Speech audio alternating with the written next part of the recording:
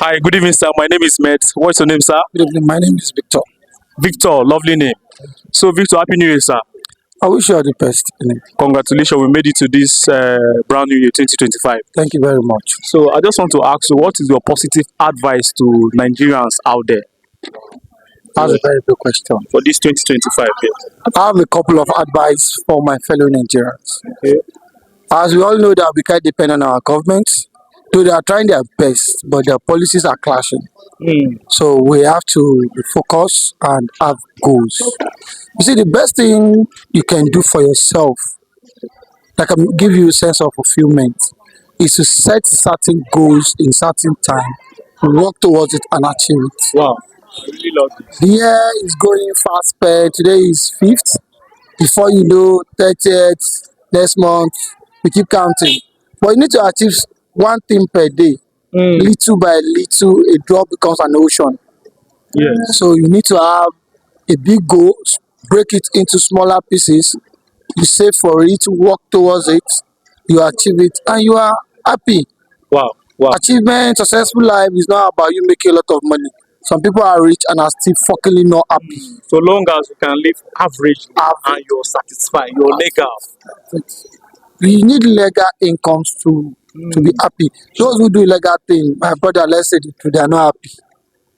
You know what it means when you see somebody and you have a flashback of a bad thing you've done.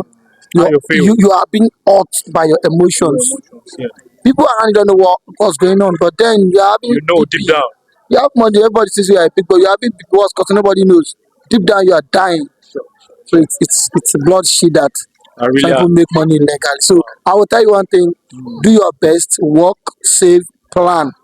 Failure to plan is plan to fail. Yeah. Work, save, plan, I really, invest is very important. I really love this. Invest. These are much more than advice. We really appreciate this. Thank you. So the last question is, if you're given the opportunity to become the president of this nation for a month, what will you do? Oh, wow.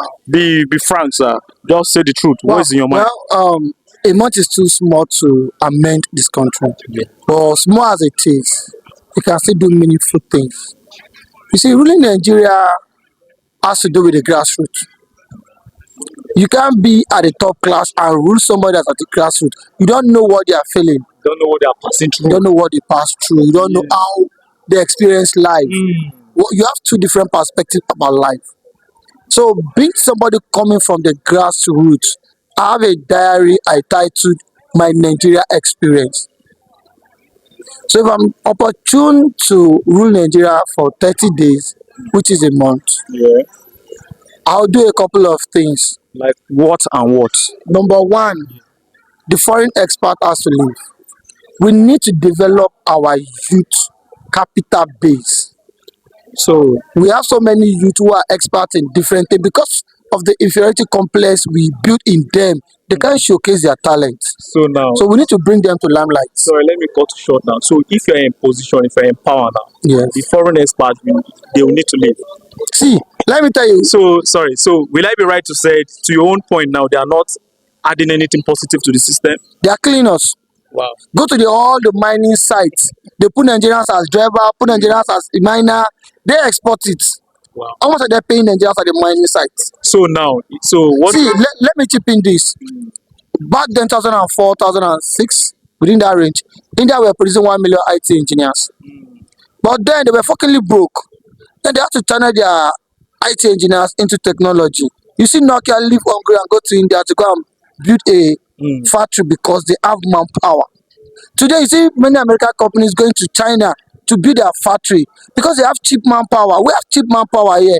But these people are using our people just anyhow. What's the paying their staffs?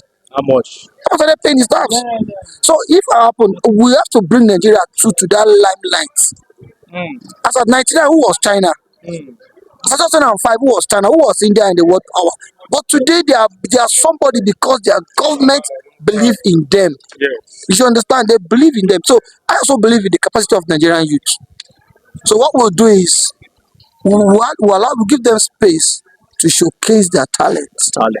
We And give and them and, rooms to do technical work. and believe me, you Nigerians are talented. In the world, we do wonders. Talented. If you check about the best doctor, the best computer operator, the best this in the world, you find Nigerians in all this class. We fit in first 10 in any position in the world. We are there. So why can't we be valuable at home? Because our government did not value us.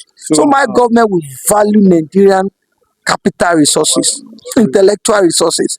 Then secondly, I will develop a research database. Okay. One of the critical problem Nigeria have is we don't have data. The president does not know the amount of people that dies every week. He doesn't know the sickness killing people the most. The president does not know the nature of air, the air quality people breathe in per state. We need to have these data. Without data, you cannot grow. You have to track your expenses, track your income, track everything that goes around you. Know how much you spend on drugs. Sure. So these things are what we need to do. We don't see, as a president, I don't believe in a minister bringing a data to me. I want to have a primary data source that, yes, I can open a laptop and have my data source. But don't you think they have channels of communication or channels where they view things from, instead of coming to the person in the top, the hierarchy position directly? That's why I say, as a grassroots person, Yeah. we've seen all sorts of things go wrong in this country. This is a country where somebody dug a well, put a slab, and commissioned it as a borehole. The water ended same day. So how would the president know that this is it? So we don't need this kind of details. We need Wow. a way that, okay, somebody at the grassroots can write to the office of the presidency, and people that work under the president will get to see his letter. We need a data that, okay, at the end of the year, going through all this data, the president don't need anybody to tell him that we don't have pipe on water. You don't need anybody to tell him that people are dying of minor sicknesses.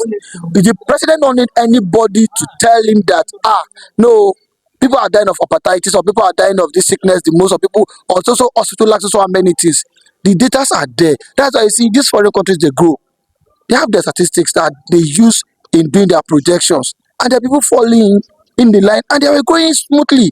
Nigerians are rushing there, because they have a working system.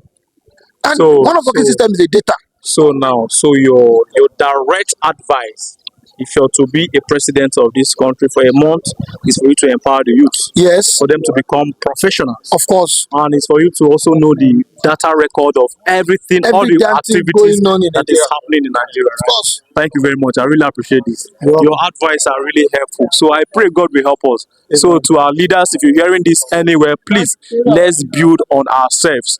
It's not about importation, right? No, it's not by importation. So let's build on ourselves. We can do it. We are giant of Africa. Thank you very much. I really appreciate it. Yeah. You have a good day. Yeah. Nice time with you. Thank you very much.